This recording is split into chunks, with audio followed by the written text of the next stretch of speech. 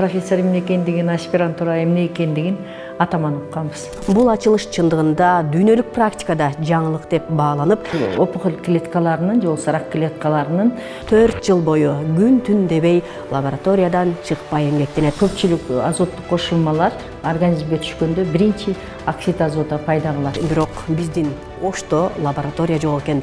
Алматага кетти же болбосо чет өлкөлөргө кетип калышты.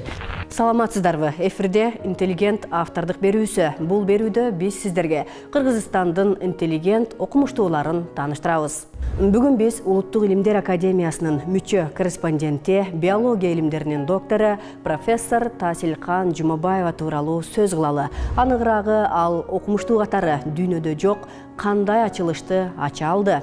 Илимге кандай салым кошту деген суроолорго жооп алабыз. Бизден алыстабаңыз. Жумабаева Таасилкан Токтомаматовна 1958 жылы 19 декабрда Алай районундагы Кичи Каракол айылында жарык дүйнөгө келген. 1980 жылы Ош мамлекеттик педагогикалык институтунан азыркы Ош муудан биология адистиги боюнча билим алып чыгат.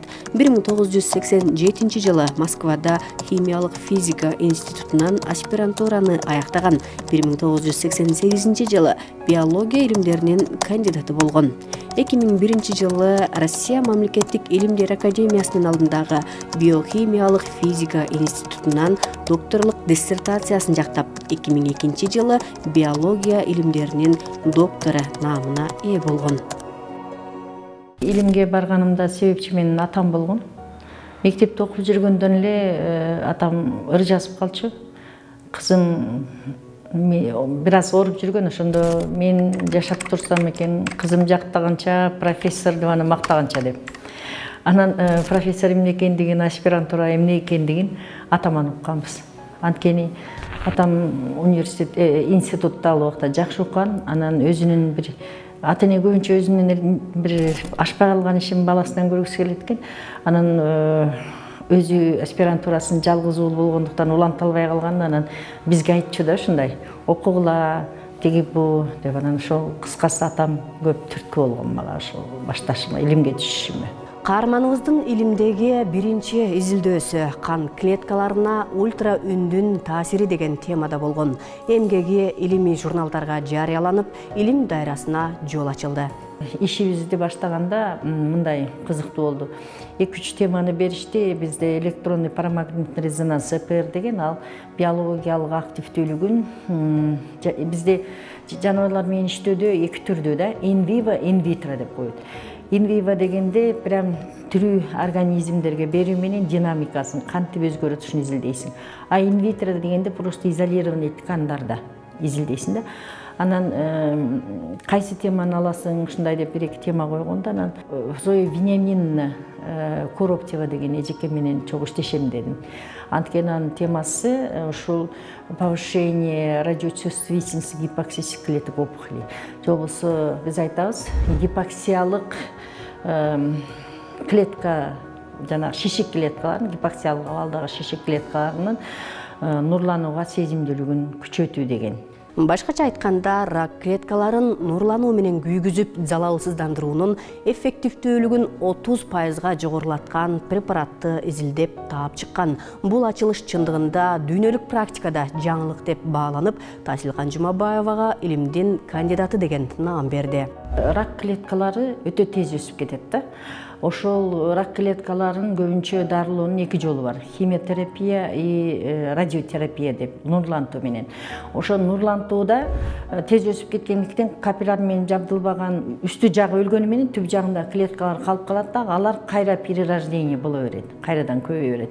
А биз атайын ошол лаборатория, Смирнов деген лабораториясына синтезделген нитроимидазолдук препараттарды берүү менен ошол нурланууга сезимдүүлүгүн, чувствительности к радиации жогорулатып, ошол опухоль клеткаларынын же болбосо рак клеткаларынын дарылануусунун эффективдүүлүгүн жогорулатып болчу.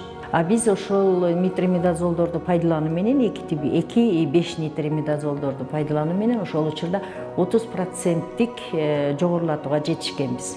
Бул процесстин кандай жүрөрүн жеринен көрсөтүп бермекпиз, бирок биздин Ошто лаборатория жок экен. Каарманыбыз атайын Москвага барып, ошол жактан илим жактап келгендигин эске салабыз.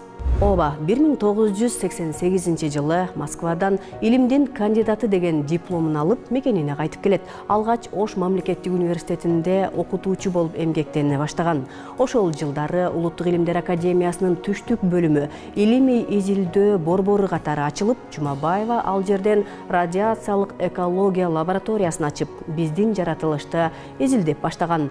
Бул жылдары Майлуу Сайдын тургундары массалык түрдө ич өткөк оорусуна кабылып, медицина жардам бере алган эмес. Ал учурда аталган лаборатория ошол жердин өсүмдүктөрүн изилдеп баштайт. 50-60 жылдары ал жерде көптөгөн уран шахталары болгондагы, анан жапканда ошо боюнча үстүстөн жаап эле, анан опасная зона деп туруп кетип калышкан. Там 21 ошол радиационный отходдордун калдыктары көмүлгөн жерлер бар. Ошол жерлерге биз атайын приборлор сатып алып барып, түштүк Кыргызстандын радиоэкологиялык картасын түзгөнбүз. Андан тышкары ошол радиациялык калдыктардын стронций сезин топурактагы, анан өсүмдүккө миграцияланышы, ошол радионуклидтерди тамыр аркылуу кармап, өзүнө өсүмдүк алып туруп, анан өсүмдүктөрдөн мал жейт деген баягы цепь питаниясын дагы аныктап бергенбиз. Көбүнчө кайсы өсүмдүктөр бош аккумулирует стронций, цезий, алар өтө мышный тканда, сөөк ткандарында болуу менен тугумгуучу ооруларды алып келип, кийинки муундарда мутационный изменение болушу мүмкүн деген выводдорду чыгарганбыз. Бул эмгеги илимде эч кандай жаңылык саналбаганы менен жергиликтүү элге эбегейсиз чоң жардам болгон. Тилекке каршы жетекчилик алмашып, иштин кызыкчылыгына эмес, кирди-чыктыны эсептеген учурдан улам лаборатория жабылып калат. Жумабаева бир канча убакыт илимий макалаларды жазып, дипломдук иштер менен алектенет. Бирок жаңы ачылыштын даамын татып калган жаш окумуштуу ага алымсымак эмес. Толук 10 жылдан кийин 1998 жылы кайрадан илимий изилдөөлөрүн улантуу үчүн Москвага сапар тартат. Биздин Кыргызстанда молекулярлык деңгээлдерди иштерди баштоо өтө кыйын, потому что лаборатория жок. Бир эле бизде эмес, илимдер академиясында дагы жок. Ошон үчүн ошол учурда биз менен кошо ошо молекулярный биология, биохимия, биофизика дегенди бүтүп келгендердин көбү Алматага кетти, же болбосо чет өлкөлөргө кетип калышты. Бул ирет каарманыбыз 2 баланын апасы. Балдарын таштап, илим изилдеп барган соң 4 жыл бою күн түн дебей лабораториядан чыкпай эмгектенет. Натыйжада азот кошулган, консервантталган тамак аш, азоттук жер семирткичтер кошулган жашылча жемиштер адамдын организмине кандай таасир берерин изилдеген. Биз ошол азоттук кошулмаларды бергенибизде, боордо да, канда дагы и рак клеткаларында дагы бардык, бөйрөк, мээ бардыгын алып көргөнбүз. Барында тиги эркин радикалдар кармоочу борборунда темирдин нейтрозилдик комплекстери пайда болот. Муну менен биз чындап эле көпчүлүк азоттук кошулмалар организмге түшкөндө биринчи оксид азота пайда кылат деген ойду айттык. Далилденди. Оксид азота эндогендик, өзүнүн организмде пайда болгон. Бул сосудорасширяющий факторду катары, кальцийдин концентрациясын, көптөгөн ферменттердин ишин регуляциялоочу, анан дагы нерв системасында дагы как регулятор катары, иммуномодулятор катары деп бүт касиеттерин көпчүлүк изилдеп, ошон үчүн как молекула года, чудо молекула деп Нобель сыйлыгын алышты да, 98. А биз 98 баштаганда, демек ички оксид азот ушундай касиетке ээ болсо, биздин препараттардан пайда болгон оксид азот организмде эмне кызматтарды аткарат экен деген ойдо жасадык.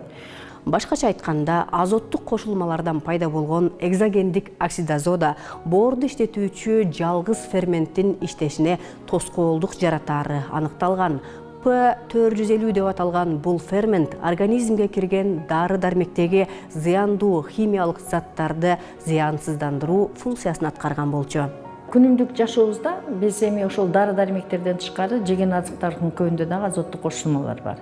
Демек организмде белгилүү бир дозада дарыны ичтик, бул зыянсыз дегенибиз менен келип организмде бүт топтолуп калганда алар зыяндуу экендигин далилдедик да. Башкача айтканда эмне көп санда оксид азота алардан чыгат. Андан тышкары оксид азотадан кийинки продуктлары дагы бул гидроксиламин производный деп тундулары, гидроксиламин NH группасы менен и нитроза группаларды пайда кылат экен да, алар канцерогендүү деп айтылат. Канцерогендүү деген сөз ошол эле көбөйүп кетсе рак чакыруучу касиетке ээ, рак пайда кылуучу касиетке ээ деп далилденди да. Демек, дары-дармек курамында азот консервантталган азыктар, жер семирткичтер чегинен ашыкча колдонулса, рак клеткаларын пайда кылары аныкталган. Биз витамин болот деп жашылча жемиштерди көбүрөөк жегенге аракет кылабыз, бирок дыйкандар аларга курт кумурска түшпөсүн деп, жакшы жетилсин деп азоттук кошулмаларды себет. Жашоо татаалдаша түштү, бирок окумуштуулар анын да эбин табышкан. Кадимки аскорбин кислотасы жардамга келет. Аскорбин кислотасында жанагы айттык, кычкылдануу калыбын реакцияларында өтө көп протон, электрондор да бул ошол протондордун донору болуп эсептелет. Эки сутектин атому оңой чыгат аскорбин кислотасынын организмге барганыбызда. Калыбына келүү процессинен да, ал кычкылданат, башка бир затты калыбына келтирет. Ошондо жанагы өтө көп пайда болуп кеткен эркин радикалдарды сутектин протондору бар, зыянсыздандырат деген түшүнүктө биз витамин Сны пайдаландык. Чындап эле ошол эффект болду. Анан ошол витамин С ички эндогендик азот кычкылын синтездөөнү күчөтөт деген пикирибиз жарыяланган макалабыз жылдын ачылышы деген неме менен биринчи орун алдык.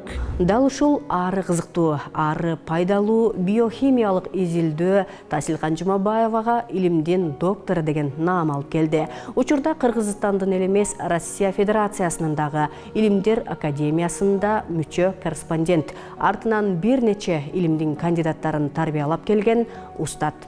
Кадырман телекөрүүчүлөр, бүгүн биз илим дайрасында агып жаткан бир инсандын бейнесин чагылдырууга аракет кылдык. Демилге уланмакчы, кайрадан көрүшкөнчө саламатта туруңуздар.